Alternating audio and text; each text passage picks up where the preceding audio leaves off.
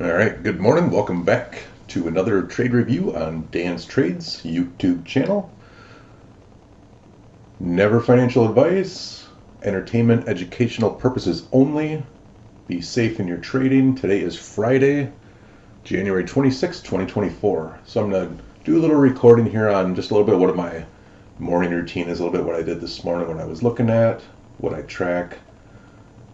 Yesterday after the close, I went through and I marked all kinds of things because I'm getting new chart layouts. So I have tons of inefficiencies, imbalances marked out. These were marked out before the close, so I think it's very interesting when I wake up in the morning and see that these 15-minute fair value gaps were hit, respected, traded a little bit below during London, and then we've rallied up. And then what I do is I establish the float, which is between 2000 hours and 0400. And since I create this on a 15-minute chart, this one stopped at 345, but it does go to 4. So I could stretch this out just so it looks right on the 5-minute chart too. It's not going to make any difference because the candles, we're looking for the highs and the lows in that time period. So even if I left it at 345, it's going to be fine because the low is right here and the highs right here. And then what you do is you want to put a fib on that from the low to the high and see where like it's interesting. And I had like putting them on both ways actually because we don't know what the future is going to hold, but we want to be there just in case it plays out both ways. So that what that does is that gives me standard deviations above and below the float. And it also marks out, 50%, 25, 75. So we get these lines going across. So we establish that, just look for interesting levels to target, and then have that established. Then I come over to the morning and I see, so we're definitely bullish when price confirms above right here. Price closed above the top line. So that makes me bullish on the day.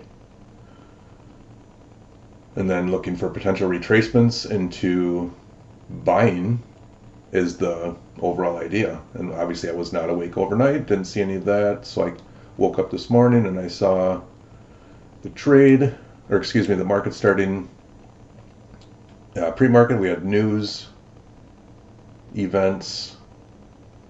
So there's the 8:30 news comes out, 9:30 New York open. All times are New York. So going into that, we had a couple fair value gaps to the bearish nature that were formed on a 15-minute that we see right here. So if I pop this over to a 15-minute, you'll see it. There's the 15-minute bearish fair value gap. And then a 5-minute was also right above it.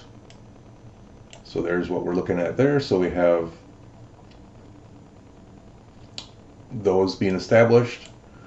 And we have 2 points here, the high of the day at the time. So representing buy side liquidity, resting above these candles because people have stops above those that were going short, anticipating maybe, there's always short sellers, there's always buy sellers. There's going to be buy side liquidity or sell side liquidity under here at the time because we have a swing low. So we're just marking that out. And then we came into the open. So just being a spectator purely, then I saw, since I have a bullish bias, I'm looking for these fair value gaps to become inverted because I'm not looking for shorts since my bias is long.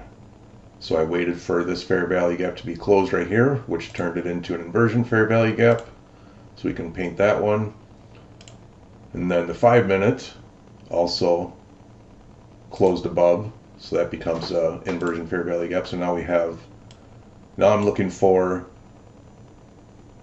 if price returns to this, I want to take a long and I want to target these highs. And most likely what I should target right here is this interesting price level based off of the float. So here's the trade idea. Very small scalp I'm looking for. Today is Friday. I am profitable on the week. I don't want to give back profits. So here's my trade idea is I want to enter on this, on a touch of this fair value gap.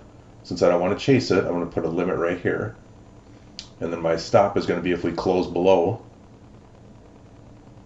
this fair value gap. So what else is going on here just to support it that I haven't drawn it? Because you can't draw everything. The better you get, the more time you get, you'll see these without having to draw it. But I will draw these in just so you can see it, as we do have a fair value gap right below here that is bullish. And there's also another one. So that was one reason I was looking for only a scalp, because it could absolutely dig down into these previous fair value gaps as price was rallying up. I was making my trade based off of the inversion fair value gap and closing on a candle close above. I want to get long on a retouch. So I didn't want to wait down here. So if it did close down below, I would have closed it out. But I didn't even have to worry about that. As we see, price still hasn't got back down. This is live right now. It's right here. So my trade idea was take a long here, target these highs, and potentially this one. Today is Friday. Not my ideal trading days. I'm profitable on the week, so I've been fine with not taking any trades. So I took only one. And let's turn on the executions and see when that was. So 5 minutes right in that candle, so let's drop down to a 1 minute chart. Bring it back over and we see there's a few trades here. What's going on? So there's the trade plan. Did play out. Bought one at 17,592, right on the retracement. Check that out. Limit order placed. No market orders. Woohoo! And then exit. As I mentioned, I'm looking over. Where's my exit target's going to be? On a 1 minute chart, I got a swing high right here. Another swing high here. I only had one contract on, so it could have been target 1, target 2, target 3. All in getting better. I just took the first target today. So interesting fact, trading this combine, as you've mentioned in Trade-Evade, I can't use my tool the way I want to with the stop loss and take profit, so I have to put it all individual trades. So I set the limit here for entry. Once it was filled, I was setting the limit entries for the target, and then had we closed below, I would have just collapsed the trade. So I also did put a stop down here. So I had my stop limit, I had my exit limit, and I was active in the trade right here. And as we see, I took massive heat of a few ticks. That's the way we like it. Enter right there. I guess technically, okay, I'll drop down even farther. Let's check it out. Let's see where we are. Let's go down to a 15-second chart, so we can see exactly inside this trade. So there's where I did enter. Trade went against me down to here. We measure that. What do we got? 17,592 down to 85. So that was the amount of drawdown I was in on this trade. 5 points. And then we immediately jumped back up, came back down and offered another entry potential.